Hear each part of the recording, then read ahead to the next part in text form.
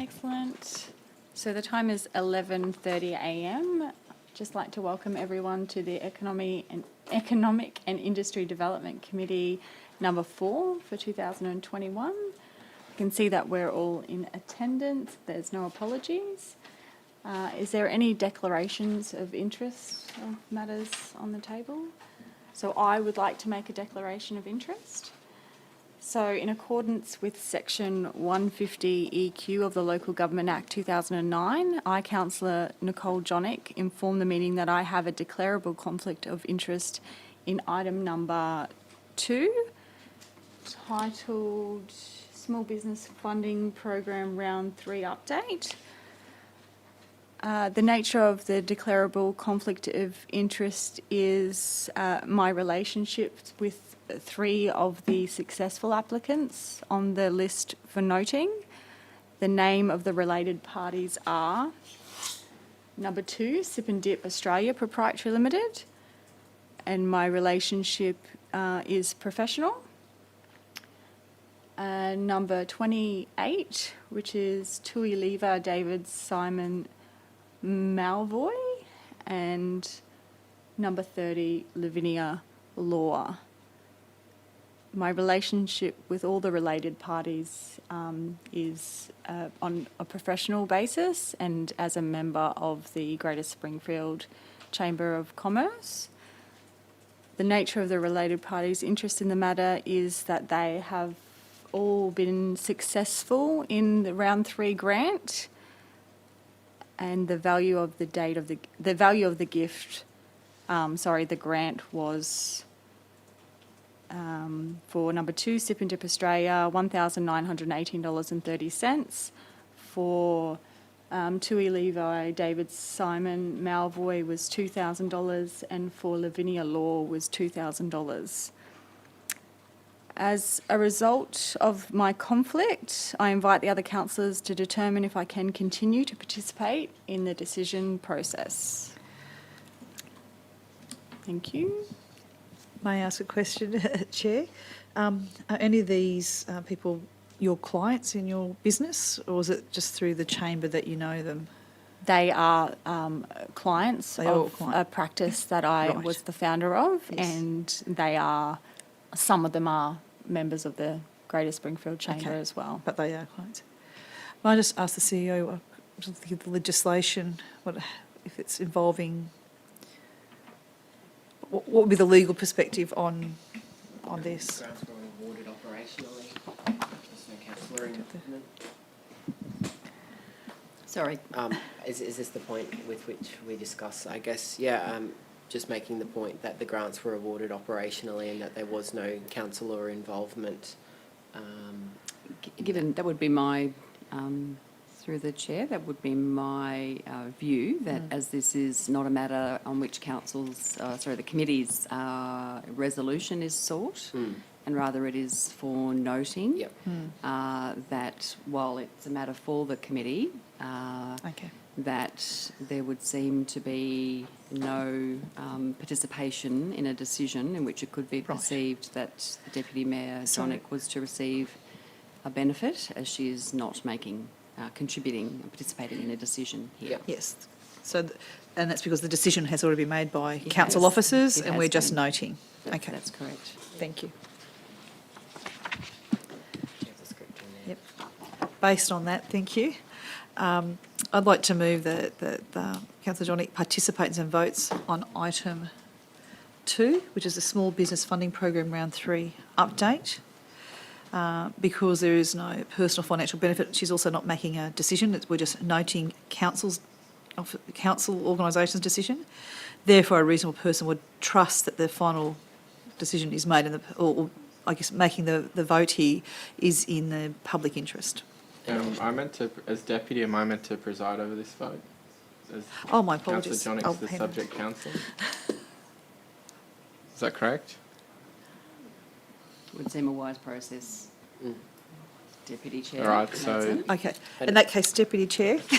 Mayor Harding has moved that. Do we have a second? I'll second that, thank you. Seconded by Councillor Fechner. We've had our discussion, so it's pretty clear. All those in favour? You can't You can't vote, Nicole.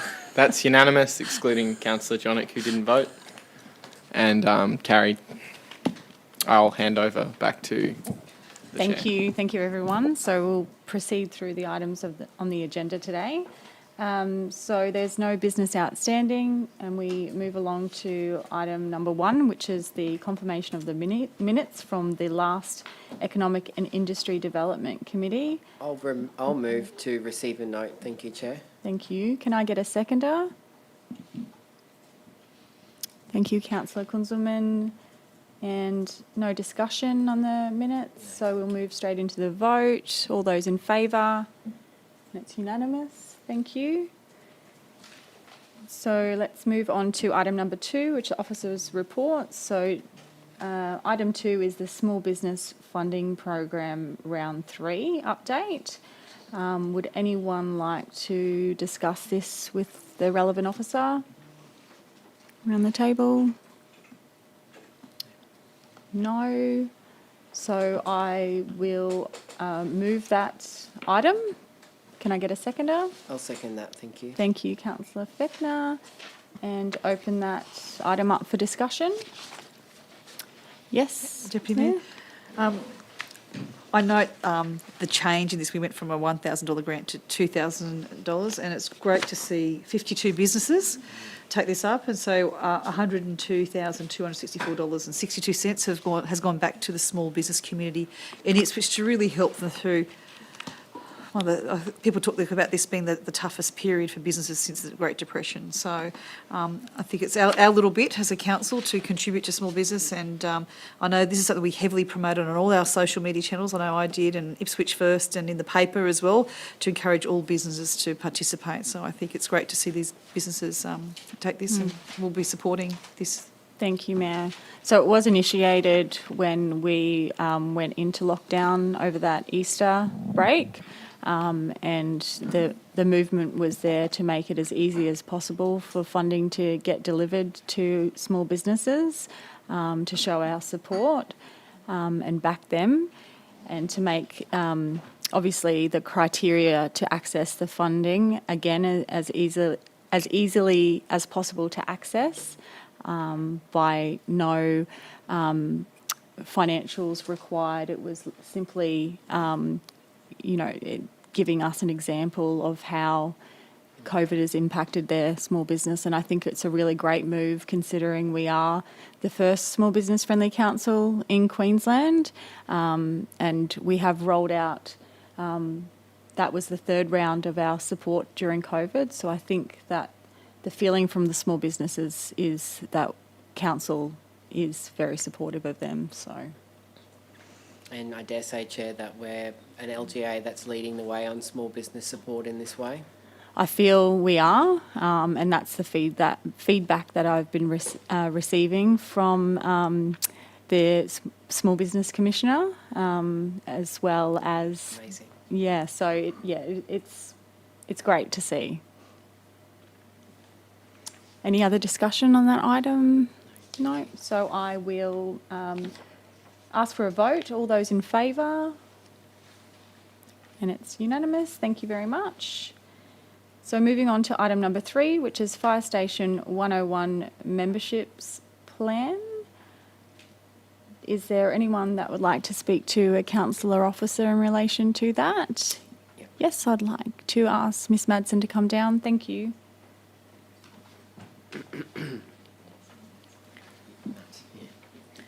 Good morning, Deputy Mayor, Mayor and councillors. Kat Matson, Manager for Economic and Community Development. Questions, or should I just give an overview? I was just going to ask for a particular overview of this shift, yeah. Fantastic, thank you.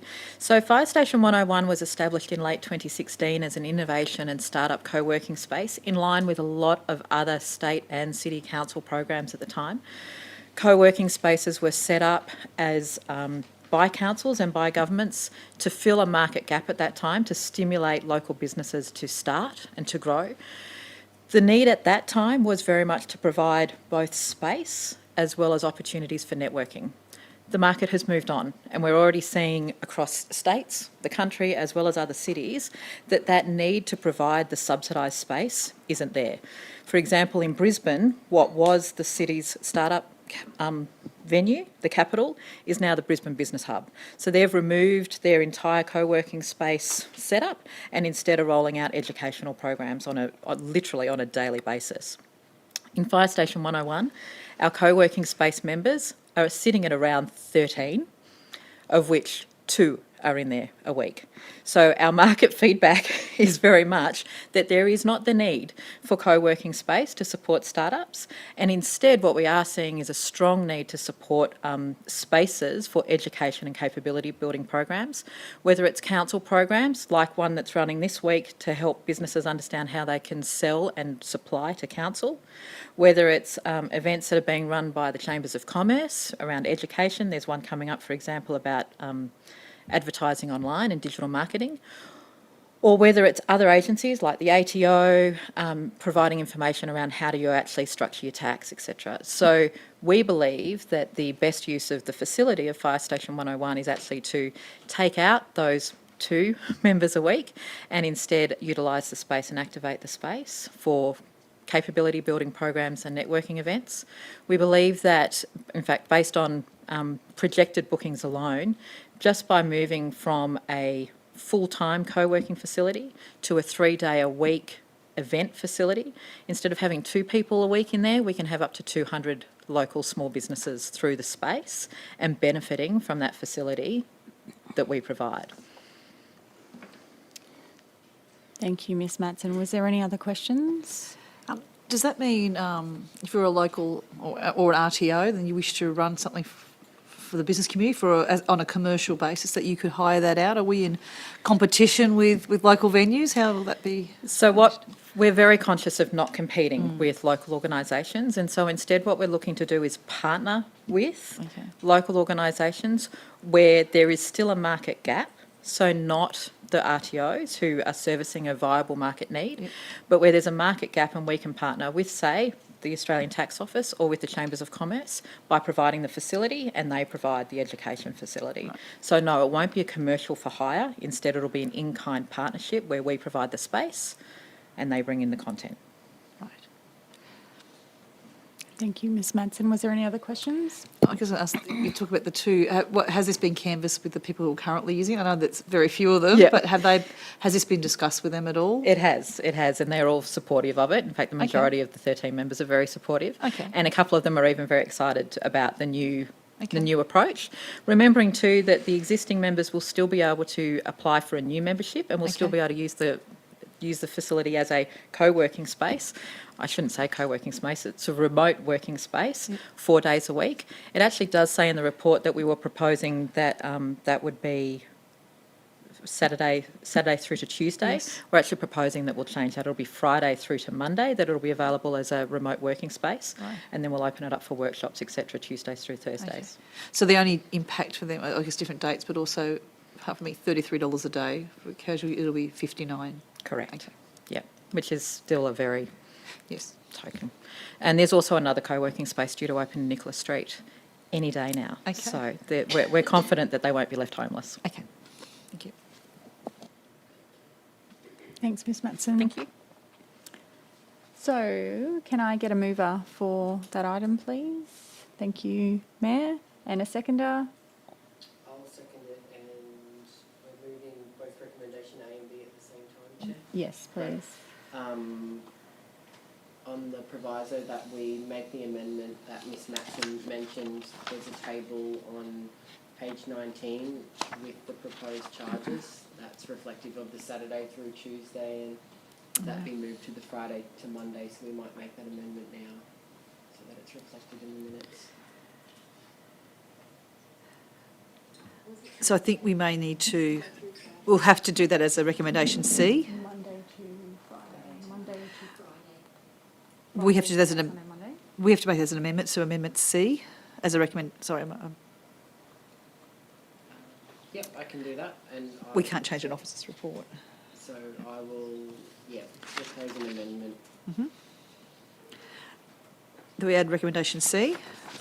that the table under financial resource implications with a summary of changes in fees and charges, that the day rate, and in brackets, is Friday to Monday as opposed to Saturday to Tuesday. Is it?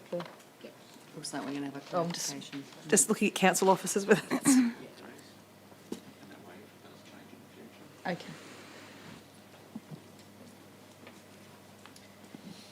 If I may, given that this paper is regarding fees and charges, what I'd propose is that the day rate refers to a day rate, and then based on operational requirement, we will open and make the facility available when it's available. Okay. At the moment, we believe that it's going to be Tuesday to Thursday for workshops, Friday to Monday for co-working, but that may change based on market demand. Just remove Saturday so just remove the wording Saturday to Tuesday in brackets, so it'll just have day rate in that table. Remove. Tuesday.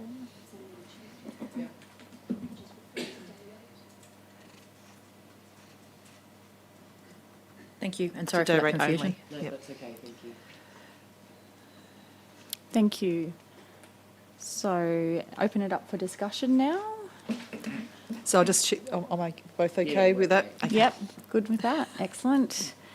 I would just like to note that I think moving forward and opening it up for an educational facility as well as a co-working or hot desking, I guess, facility, we're not only targeting startups, we're targeting established businesses and also businesses that wish to cease by all the information that we're going to give them. So I think by that knowledge share, we're going to be touching base with a lot more businesses than what perhaps we're doing already, which is great.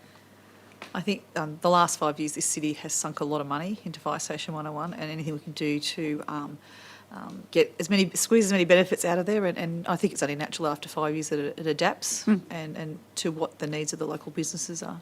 Yeah. Thank you. Great, thank you. Any further discussion? No. That being said, can I take the matter to the vote? All those in favour? Wonderful, it's unanimous.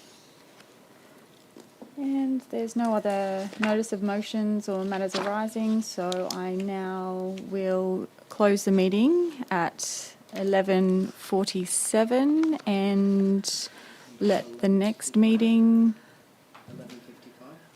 Well, there's 10 minutes left to allow. come back at 11:55. Thank you.